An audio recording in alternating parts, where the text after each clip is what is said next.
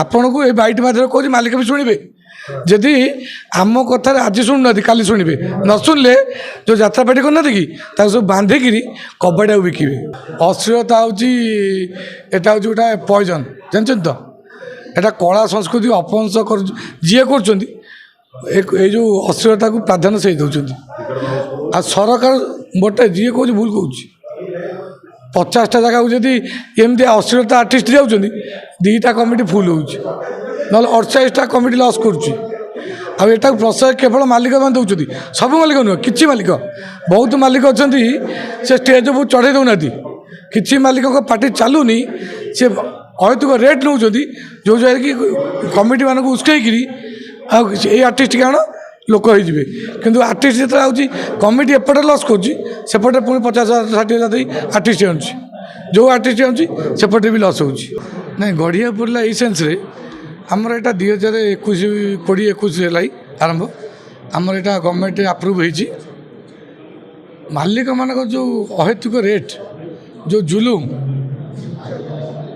जो कला संस्कृति जो अपहंस कलाकार मान के जो मालिक कहते कलाकार आम पैसा नौ आम रेट बढ़ाऊँ जो ये हूँ जो साधारण गरीब लोकटे फैमिली यात्रा देखिपारूनी से आज ये संघ कमिटी सुरक्षा पाई केवल कि कमिटी बची पार कमिटी बचले कला संस्कृति बचे मालिक बचे कलाकार बचे जिते जी जाक कमिटी नथिले किछि नहीं कमिटी पाखर पैसा नहीं मालिक कलाकार दौर मालिक निजे पैसा रखुची सब कमिटी मध्यम कमिटी थी दर्शक आच पड़ुची केवल कमिटी मध्यम तेणु कमिटी मान आम आज समस्ते से संघ होती एकत्रित हे मालिक मानक आम दाबी पत्र देलु गोटाए सी आमको शुणिले ना ता परवर्ती स्टेज आम आउ गोटे भी जोगाजोग करूँ दबू सरकार पाखु जाइचु आउ थे सरकार पाखु जीवु मुख्यमंत्री पाखु जीवु संस्कृति विभाग को जीवु ता पर स्टेज जदि नहला राजरास्तार बसबू सारा ओडिशा यात्रा बंद कर शुणु अश्लीलता हूँ यहाँ हूँ गोटे पॉइजन जानते तो यहाँ कला संस्कृति अपहंस कर जी कर जो अश्लीलता को प्राधान्य से दौरान आ सरकार गोटे जी कह भूल कह 50टा जगह जदि एमती अश्लीलता आर्टिस्ट जाऊँ 2टा कमिटी फुल हो 48टा कमिटी लॉस कर प्रश्रय केवल मालिक मैंने दौरान सब मालिक नुह कि मालिक बहुत मालिक अच्छा से स्टेज को चढ़े दौना कि मालिक पार्टी चलूनी सी अहेतुक रेट नौ जो जगह कि कमिटी मान उस्कई आर्टिस्ट क्या लोक हो कि आर्टिस्ट जो आऊँगी कमिटी एपटे लॉस करपटे पुणी 50,000-60,000 दे आर्टिस्ट आनुची जो आर्टिस्ट आनुची सेपटे भी लॉस हो से कमिटी समते ना जी आनी भूल कर आम पाखे भूल मागुं कि आम सागर बहुत कमिटी अच्छा आम स्ट्रिक्टली बारण करूँ अश्लीलता कहीं आणवे ना अश्लीलता केवल माने कला इतिहास को हंस अपहंस करूँ ना कला हूँ प्राचीन कला कलाटा बचाइवाक आमर बहुत मुनि ऋषि अच्छा आम सीमित मात्र बर्तमान कमिटी महासंघ होती से साधारण केवल बहुत लोग अच्छा कला संस्कृति बचाइवाक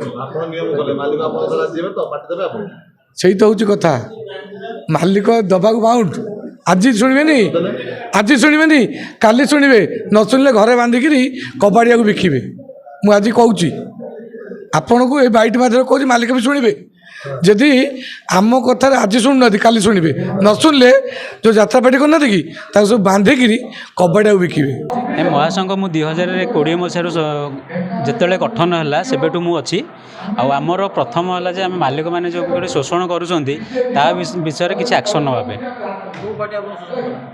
सबू पार्टी नौ सबू मालिक लास्ट पार्टी दुर्गा मंदिर करूँ तुलसी करूँ हराण है मालिक जहाँ कहे से एकमत मालिक जहाँ कहूँ आम एकमत हो सी जहाँ कहते आम से राजी होगा बाध्य हो मालिक माने आम लॉस हवा सत्वे मालिक को जनइलु मालिक कहला आम जहाँ एग्रीमेंट करूँ से राजी हो 5 लाख टका ना सबू पार्टी अच्छा ନାଇଁ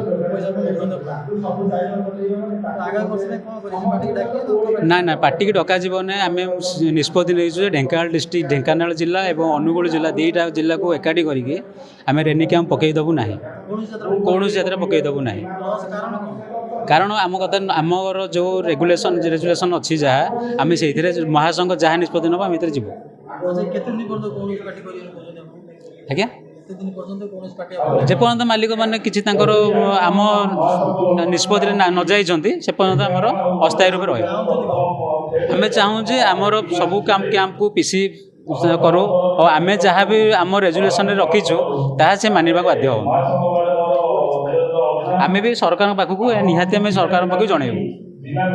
ଆମେ ଅଲରେଡ଼ି ଆଜି ବୈଠକରେ ନିଷ୍ପତ୍ତି ନେଇଛୁ ଯେ ଆଗାମୀ ଦିନରେ ଆମେ ସରକାରଙ୍କ ପାଖକୁ ଯିବୁ ଏବଂ ସରକାର ଯାହା ଆମେ ଯଦି ନ ଶୁଣିବେ ବି ଆମ ରାଜରାସ୍ତାକୁ ଓହ୍ଲାଇବୁ। ନାଇଁ ସଂଘ ଆମେ ଅଲରେଡ଼ି 2021-22 ଅନୁବନ୍ଧିତ। ଆମେ ପ୍ରତ୍ୟେକ ବର୍ଷ ମିଟିଂ କରୁ, ପ୍ରତ୍ୟେକ ବର୍ଷ ପ୍ରତି ଜିଲ୍ଲାରେ ହେଉ କି ରାଜ୍ୟ ସ୍ତରୀୟ ଆମେ ମିଟିଂ କରୁ। ଯେହେତୁ ଆମର 3 ବର୍ଷ ପୂର୍ତ୍ତି ହେଲା ପରେ ଯେଉଁ ଏକ୍ଜିକ୍ୟୁଟିଭ୍ ବଡ଼ି ଆମର ସମ୍ପ୍ରସାରଣ ହେଲା, ଗଭର୍ଣ୍ଣିଂ ବଡ଼ି ସମ୍ପ୍ରସାରଣ ହେଲା ପରେ ଆମେ ୟା ଭିତରେ ସରକାରଙ୍କୁ ହେଉ, ମାଲିକମାନଙ୍କୁ ହେଉ ଆଉ ମୁଖ୍ୟମନ୍ତ୍ରୀଙ୍କୁ ହେଉ, ଏମାନଙ୍କୁ ସମସ୍ତେ ଗୋଟେ ଦାବିପତ୍ର ଦେବୁ। ଯେଉଁ ଯାତ୍ରାରେ ଯେଉଁଭଳି ବର୍ତ୍ତମାନ ବିଭ୍ରାନ୍ତିକର ପରିସ୍ଥିତି ସୃଷ୍ଟି ହେଉଛି, ମାଲିକମାନଙ୍କୁ ନେଇକି କମିଟିମାନଙ୍କ ଭିତରେ କମିଟିମାନେ ଯେଉଁ କ୍ଷତି ସହୁଛନ୍ତି ତା ଉପରେ ଗୋଟେ ଆମେ ଦାବିପତ୍ର ମାଲିକମାନଙ୍କୁ ଆଉ ଥରେ ଦେବୁ। 2021-22ରେ ଦେଇଥିଲୁ, ଆଉ ଥରେ ଦେବୁ, ତାକୁ ପୁନର୍ବିଚାର କରିବାକୁ କହିବୁ। ଯଦି ସେ ନ କରନ୍ତି ତାହେଲେ ଆମେ ସରକାର କିମ୍ବା ଆଇନର ଦ୍ୱାରସ୍ଥ ହେବୁ। ଆଉ ଦେଖନ୍ତୁ, ସରକାର ଶୁଣିବେ ନ ଶୁଣିବେ ସେଇଟା ଅଲଗା କଥା, କିନ୍ତୁ ଆମେ ତ ଆଗ ପ୍ରଥମେ ଆମେ ଦାବିପତ୍ର ଦେବୁ ନା। ସରକାରଙ୍କୁ ଅଲରେଡ଼ି ଆମେ ଆଇନ ମନ୍ତ୍ରୀଙ୍କୁ ଗୋଟେ ଦେଇଛୁ, ସଂସ୍କୃତି ମନ୍ତ୍ରୀଙ୍କୁ ଦେବୁ, ସଂସ୍କୃତି ବିଭାଗକୁ ଦେବୁ, ତାପରେ ମୁଖ୍ୟମନ୍ତ୍ରୀଙ୍କୁ ଦେବୁ। ଯଦି ନ ହେଲା ତାପରେ ଆମେ କୋର୍ଟର ଦ୍ୱାରସ୍ଥ ହେବୁ। କାହିଁକିନା ଆମେ ଚାହୁଁଛୁ ଯେ ଯାତ୍ରା ପାଇଁ ଗୋଟେ ସ୍ୱତନ୍ତ୍ର ଆଇନ ଆସୁ, ଗୋଟେ SOP ଆସୁ, ଯାହାଫଳରେ କି ମାଲିକମାନଙ୍କଠୁ ଆରମ୍ଭ କରିକି କଳାକାରମାନଙ୍କଠୁ ଆରମ୍ଭ କରିକି ଯେତେ ସବୁ ସଂଘ ୟା ଉପରେ ଚାଲିଛନ୍ତି, ଓମା ହେଉ କି ଯାତ୍ରା କମିଟି ମହାସଂଘ ହେଉ, ସମସ୍ତେ ଏଇଟା ମାନିବା ଦରକାର। କାରଣ ଏଇ ନିୟମଟା ଗୋଟେ ଆସିଲା ମାନେ ଯାତ୍ରାରେ ଯେଉଁ ପରିବର୍ତ୍ତନ କି ଯେଉଁ ସଂସ୍କାର ହେଉ କି ଯେଉଁଟା ସେଇଟା ନିହାତି ଆସିବ ବୋଲି ମୋର ଆଶା ଓ ଆକାଂକ୍ଷା ମଧ୍ୟ। ଦେଖନ୍ତୁ, ଯାତ୍ରା ମାଲିକ ସଂଘକୁ ଡିସ୍କସନ୍ କରିବୁ କେମିତି? ଆମେ ଗୋଟେ ଦାବିପତ୍ର ମାଧ୍ୟମରେ ଦେଇଥିଲୁ। ତେଣୁକରି ଯଦି ସେମାନେ ଆମକୁ ଡିସ୍କସନ୍ କରିବାକୁ ଡାକନ୍ତି ଆମେ ନିଶ୍ଚିନ୍ତ ସେଥିପାଇଁ ତ ସ୍ୱାଗତ ଯୋଗ୍ୟ। ଆମେ ଏବେ ବି 2021-22ରେ ଦେଇଥିଲୁ ନା, 3 ବର୍ଷ ଭିତରେ ସେମାନେ ଡାକି ନାହାନ୍ତି ପା। ପୁଣି ଆଉ ଥରେ ଆମେ ଦେବୁ, ଯଦି ନ ଦେବେ ତା ପ୍ରତି ଆମେ ଆକ୍ସନ୍ ନେବୁ। ଆଉ କ'ଣ? ବୈଠକ ଡାକିବାର ମୁଖ୍ୟ ହେଉଛି ଆମର ଆଜି ପାଖାପାଖି 20ଟା ଜିଲ୍ଲାରୁ ଆମର ସବୁ କର୍ମକର୍ତ୍ତାମାନେ ଆସିଛନ୍ତି, ସଭାପତି ସେକ୍ରେଟାରୀ ମାନେ ସବୁ ଆବାହକ କମିଟି ଆସିଛନ୍ତି। ଡାକିବାର ମୁଖ୍ୟ କାର୍ଯ୍ୟ ଥିଲା ଯେ ସଂଗଠନ କେମିତି ମାନେ ଆଗକୁ ବ୍ଲକ ସ୍ତରୀୟ କେମିତି ଆମର କମିଟିମାନଙ୍କୁ ଏକାଠି କରାଯିବ, ଆଉ ମାଲିକମାନଙ୍କୁ ଗୋଟେ ଲିଖିତ ଆକାରରେ ଆମେ ଜଣାଇବୁ କିଛି ଜିନିଷ, ଆଉ ସରକାରଙ୍କୁ ମଧ୍ୟ ଦାବିପତ୍ର ଦେବୁ। କମିଟିମାନଙ୍କୁ ଆଜି ଏକତ୍ରିତ ହେବାକୁ କାହିଁକି ପଡ଼ିଲା? ମାନେ ଆମେ କଳାକାର ସଂଘ ଦେଖିଥିଲୁ, ମାଲିକ ସଂଘ ଦେଖିଥିଲୁ, କମିଟି ମହାସଂଘ କାହିଁକି ଗଠନ କରା? ଆଜ୍ଞା, ଯାତ୍ରାରେ ସମସ୍ତେ କହୁଛନ୍ତି ଆମେ ଶୋଷିତ ହେଉଛନ୍ତି, ମାଲିକ କହୁଛନ୍ତି ଆମେ ଶୋଷଣର ଶିକାର ହେଉଛୁ, କଳାକାର କହୁଛନ୍ତି ଆମେ ଶୋଷଣର ଶିକାର। କିନ୍ତୁ ପ୍ରକୃତରେ ଯଦି ଦେଖିବାକୁ ଯିବାକୁ ଗଲେ ଆମେ କମିଟି ମାନେ ବହୁତ ଶୋଷଣର ଶିକାର ହେଉଛନ୍ତି ଏଠି। କାହିଁକିନା ଯାତ୍ରାର ଯେଉଁ ମୂଲ୍ୟ ମ୍ୟାକ୍ସିମମ୍ ବୃଦ୍ଧି ହେଇଛି 4 ଲକ୍ଷ ପାଖାପାଖି ଗୋଟେ ପର ନାଇଟ୍ ଯାତ୍ରା, ତ ସ୍ୱାଭାବିକ ଭାବେ କମିଟିମାନଙ୍କ ଉପରେ ପ୍ରେସର ପଡ଼ୁଛି। ତା ସହିତ ପରିମିଶନ ଖର୍ଚ୍ଚ ବି ଅଛି।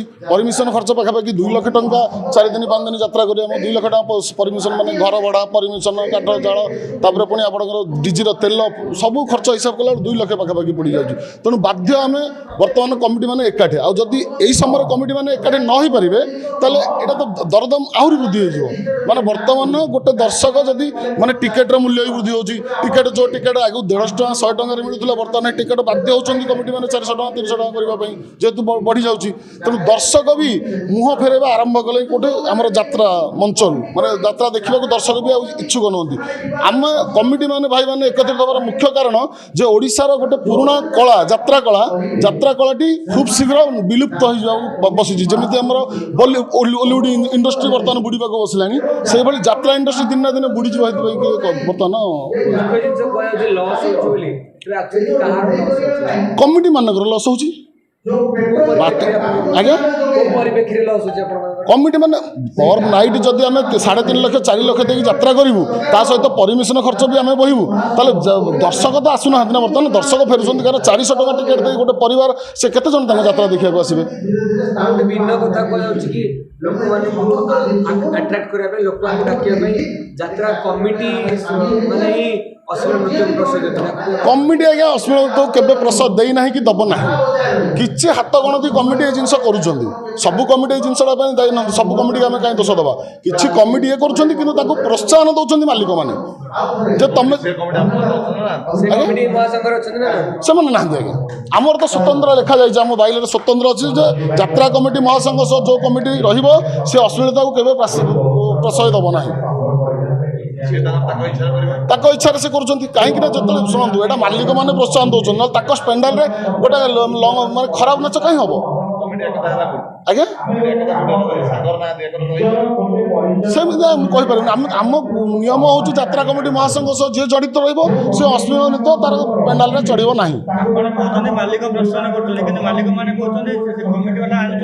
କମିଟି ବାଲା ଆଜ୍ଞା ବାଧ୍ୟ ସେଇ ଯେଉଁ କମିଟି ଆଣୁଛନ୍ତି ଆମେ ଯେତିକି ମାନେ ବୁଝିଛୁ ସେମାନଙ୍କଠୁ ଯେ ଯେହେତୁ ଅଧିକା ରେଟ୍ ହେଉଛି ତ ମାଲିକମାନେ ତାକୁ କହୁଛନ୍ତି ତମେ ଆଇଟମ୍ ଡ୍ୟାନ୍ସର ନେଇକି ତମ ପଇସାକୁ ମେକଅପ୍ କର